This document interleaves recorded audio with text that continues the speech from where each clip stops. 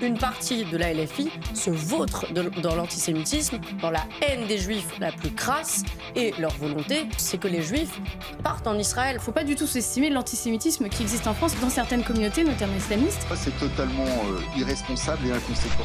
Au lendemain des déclarations du député insoumis Thomas Porte, le président du comité sportif du CRIF a vivement réagi. Il a condamné ces propos qu'il juge inacceptables et préjudiciables. Sur CNews, les journalistes ont également exprimé leurs préoccupations, soulignant les conséquences potentielles sur l'image des Jeux et sur les relations internationales.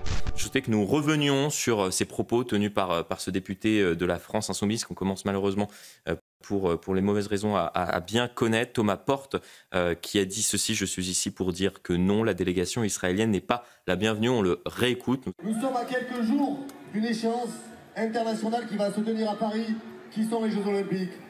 Et moi, je suis ici pour dire que non, la délégation israélienne n'est pas la bienvenue à Paris. Les sportifs israéliens ne sont pas les bienvenus aux Jeux Olympiques à Paris.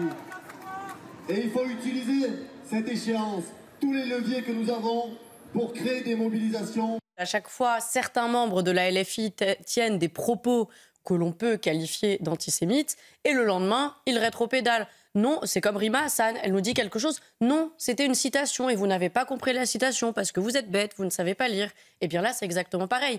Une partie de la LFI se vautre dans l'antisémitisme, dans la haine des juifs la plus crasse, et leur volonté, c'est finalement, je le pense, c'est que les juifs partent en Israël, parce que le drapeau palestinien, ça ne le gêne pas. On le voit partout, on le voit dans aux méga-bassines, à l'Assemblée nationale, mais simplement, pour tout ce qui est les Juifs, les Israéliens, en plus, ils comprennent rien, ils mélangent tout. Pour eux, Netanyahou, c'est les Israéliens, c'est les Juifs. Le syllogisme, c'est le suivant. Donc ce qu'ils veulent, c'est vraiment une haine des Juifs, et que là, c'est un appel à la haine, finalement. C'est que tout le monde, et puis les gens applaudissent en plus, ils leur mettent une cible. C'est ça la réalité. Alors moi, ce que j'aimerais dire à M. Porte et aux autres membres de la LFI qui tiennent des propos similaires, c'est que les Israéliens, ils ont survécu au 7 octobre. Ils connaissent la guerre. Est-ce que c'est 3 phrases de Thomas Porte qui va leur faire peur? Mais la réponse est non, en fait. On va écouter justement Gérald Darmanin, le ministre de l'Intérieur démissionnaire, qui est revenu sur la sécurité renforcée à l'égard de la délégation israélienne, compte tenu justement de ces menaces et notamment des propos parfois qui alimentent justement ce discours de haine à leur égard. Écoutez.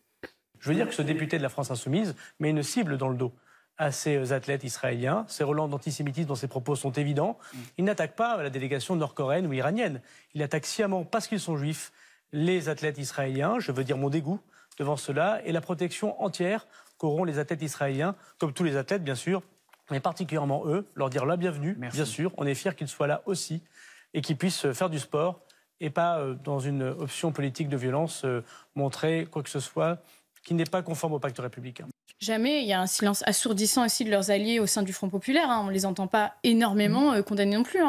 Quand il y a eu un certain nombre de déclarations, je pense à David Guéraud sur les Dragons Célestes, je ne vais pas faire la liste parce qu'il y en a énormément.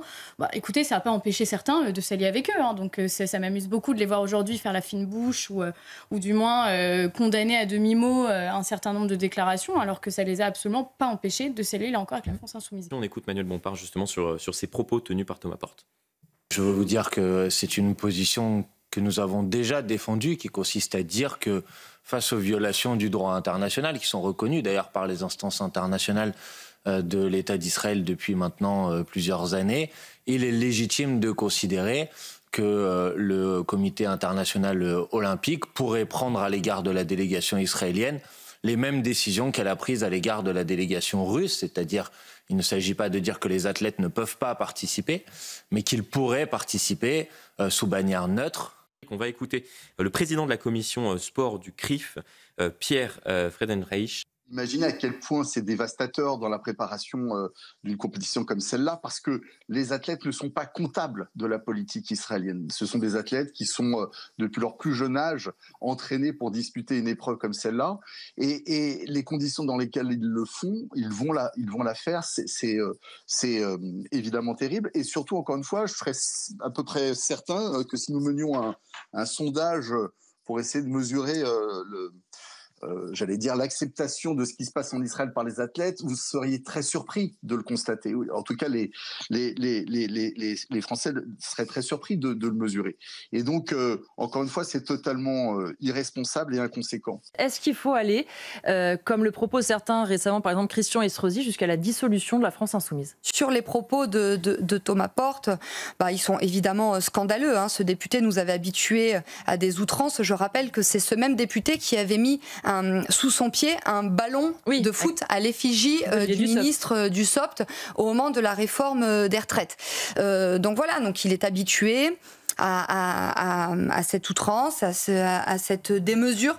Je pense que le président du CRIF a raison quand il dit que ces propos sont irresponsables, parce que tout le monde sait que malheureusement l'antisémitisme explose dans notre pays et les déclarations de M. Porte sont clairement teintées de relents antisémites.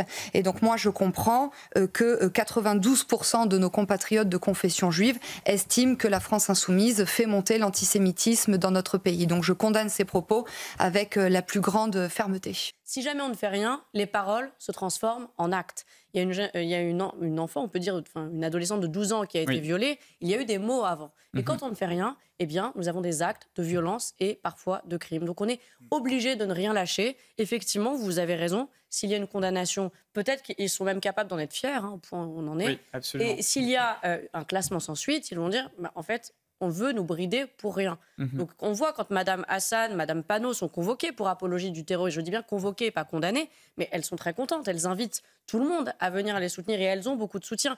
Donc je comprends le raisonnement, néanmoins, en tant qu'avocate, on est obligé de ne rien lâcher. J'avais vu un sondage dans le JDD il y a peut-être 2-3 mois où effectivement ils changeaient Deliveroo, Uber, donc les plateformes, la mezouza, on enlève la kippa, on enlève pour ceux qui ont des étoiles de David. Donc oui, il y a même des gens qui disaient, moi jamais je ne mettrai mes enfants en école juive, et maintenant qui disent, eh bien pourquoi pas.